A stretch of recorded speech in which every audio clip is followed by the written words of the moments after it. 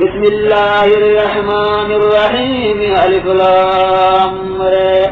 تلك آيات الكتاب وقرآن مبين ربما يود الذين كفروا لو كانوا مسلمين.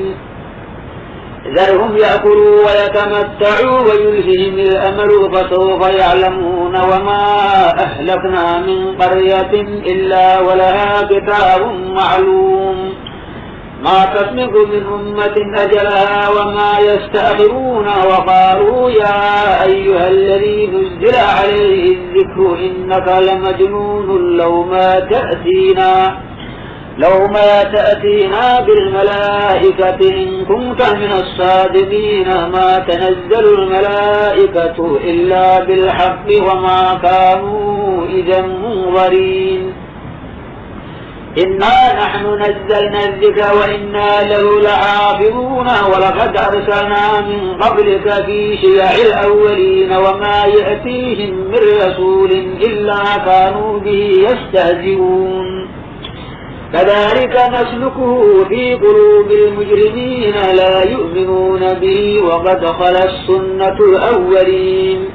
ولو فتحنا عليهم بابا من السماء فظلوا فيه يعرجون لقالوا إنما سكرت أبصارنا بل نحن قوم مسحورون. ولقد جعلنا في السماء بروجا وزيناها للناظرين وحفظناها من كل شيطان رجيم إلا من استرق السمع فأتبعه شهاب مبين. والأرض مددناها وألقينا فيها رواسي وأنبتنا فيها من كل شيء موزون وجعلنا لكم فيها معايش ومن لستم له برازقين.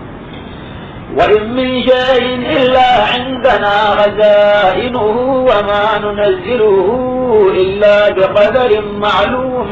وأرسلنا الرياح لواقح فأنزلنا من السماء ماء فأسقيناكم وما أنتم له بخازنين. وإنا لنحن نحيي ونميت ونحن الوارثون. ولقد علمنا المستقدمين منكم ولقد علمنا المستأخرين. وإن ربك هو يحشرهم إنه حكيم عليم. ولقد خلقنا الإنسان من صلصال من حمأ مسنون والجان خلقناه من قبل من نار السموم. وإذ قال ربك للملائكة إني خالق بشرا من صلصال من حمأ مسنون فإذا سويته ونفخت فيه من روحي فقعوا له ساجدين. فسجد الملائكة كلهم أجمعون إلا إبليس أبى أن يكون مع الساجدين. قال يا إبليس ما لك ألا تكون مع الساجدين؟ قال لم أكن لأسجد لبشر خلقته من صلصال من حمأ مسنون. قال فاخرج منها فإنك رجيم وإن عليك اللعنة إلى يوم الدين. قال رب فأنظرني إلى يوم يبعثون. قال فإنك من المنظرين إلى يوم الوقت المعلوم. قال رب بما أغويتني لأزينن لهم في الأرض ولأغوينهم أجمعين إلا عبادك منهم المخلصين. قال هذا صراط علي مستقيم إن عبادي ليس لك عليهم سلطان إلا من اتبعك من الغاوين. وإن جهنم لموعدهم أجمعين لها 7 أبواب لكل باب منهم جزء مقسوم. إن المتقين في جنات وعيون ادخلوها بسلام آمنين.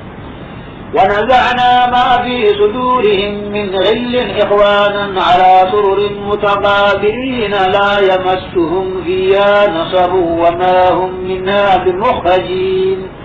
نبئ عبادي أني أنا الغفور الرحيم وأن عذابي هو العذاب الأليم ونبئهم عن ضيف إبراهيم إذ دخلوا عليه فقالوا سلاما قال إنا منكم وجلون قالوا لا توجل إنا نبشرك بغلام عليم قال أبشرتموني على أن مسني الكبر فبما تبشرون قالوا بشرناك بالحق فلا تكن من القانطين قال ومن يقنط من رحمة ربه إلا الضالون قال فما خطبكم أيها المرسلون قالوا إنا أرسلنا إلى قوم مجرمين إلا آل لوط إنا لمنجوهم أجمعين إلا امرأته قدرنا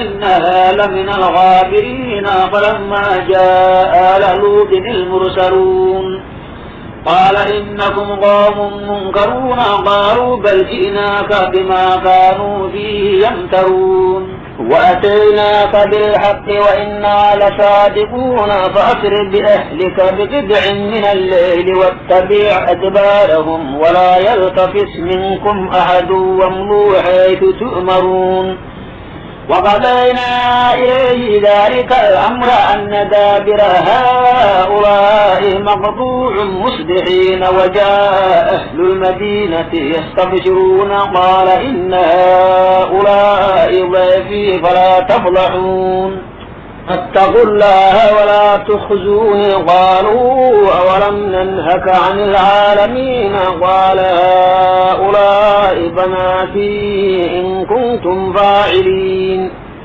لعمرك إنهم لفي سكرتهم يعمهون فأخذتهم الصيحة مشرقين فجعلنا عاليها سافلها وأمطرنا عليهم حجارة من سجيل إن في ذلك لآيات للمتوسمين وإنها لبسبيل مقيم إن في ذلك لآية للمؤمنين وإن كان أصحاب الأيكة لظالمين فانتقمنا منهم وإنهما لبإيمان مبين ولقد كذب أصحاب الحجر المرسلين وآتيناهم آياتنا فكانوا عنها معرضين وكانوا ينحتون من الجبال بيوتا آمنين فأخذتهم الصيحة مصبحين